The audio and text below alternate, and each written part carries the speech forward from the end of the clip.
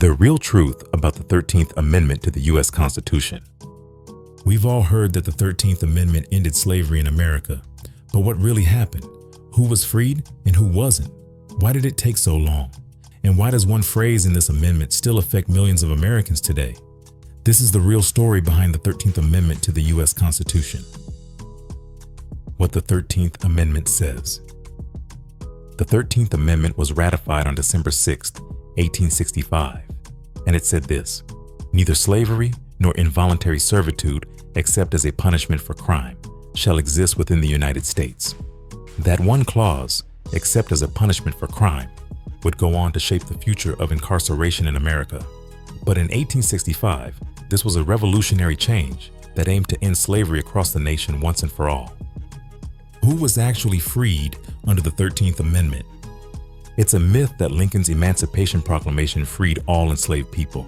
It only applied to the rebellious southern states, not places like Kentucky, Missouri, Maryland, or Delaware, which remained loyal to the Union and kept slavery legal.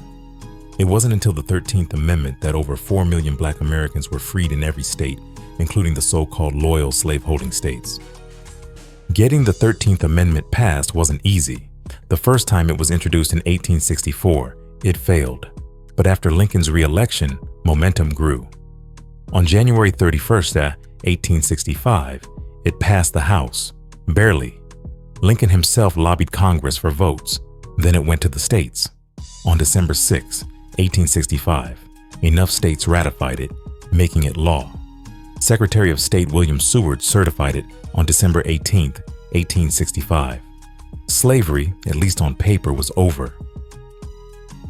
The fight for the 13th Amendment was led by a determined group: Abraham Lincoln, whose views evolved as the war continued, radical Republicans like Thaddeus Stevens and Charles Sumner, who wanted not just abolition, but full equality, and Frederick Douglass, whose words and actions inspired a nation. Let's not forget the Black soldiers, more than 180,000 strong, who fought for a country that didn't yet recognize them as free. They helped win the war and their own liberation. Many were against the amendment. Northern Democrats feared social change and economic upheaval. Slave-holding border states, especially Kentucky, fiercely resisted. In fact, Kentucky didn't ratify the 13th Amendment until 1976, and Mississippi only officially recorded its ratification in 2013. Others simply refused to accept Black freedom, laying the groundwork for the backlash that would follow during Reconstruction. Juneteenth and slow freedom. Even after emancipation was declared and the 13th Amendment passed, many enslaved people were not informed or freed immediately. In Texas, it took until June 19, 1865, what we now call Juneteenth, for Union troops to arrive and enforce freedom. And in remote areas, slavery continued well into 1866, despite being technically illegal. The fight for freedom didn't end with a signature. It had to be enforced, lived, and defended. The punishment clause in prison labor. There's one clause in the 13th Amendment that changed everything, except as a punishment for crime. Southern states exploited this loophole. They passed Black codes, criminalizing minor behaviors like vagrancy. Newly freed Black people were arrested, convicted, and leased out as laborers. This gave rise to convict leasing, a new system of slavery under another name, and it's why mass incarceration disproportionately affects Black Americans to this day. Stories you didn't know. Here are a few things you might not know. Lincoln didn't live to see final ratification. He was assassinated in April 1865. Women abolitionists like Harriet Tubman, Sojourner Truth, and Lucretia Mott played a key role even though they couldn't even vote. Many freed people remained enslaved illegally with no recourse.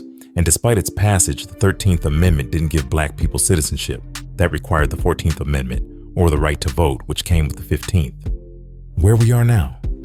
The 13th Amendment was a beginning, not an end. It took down slavery, but did not destroy white supremacy, racial inequality, or systemic oppression. Its loophole still echoes in today's criminal justice system. To understand freedom in America, we must confront the full truth, that even liberty must be fought for, over and over again. If you learned something new, share this video. Don't just remember the 13th Amendment, understand it. Until all are free, none of us truly are free.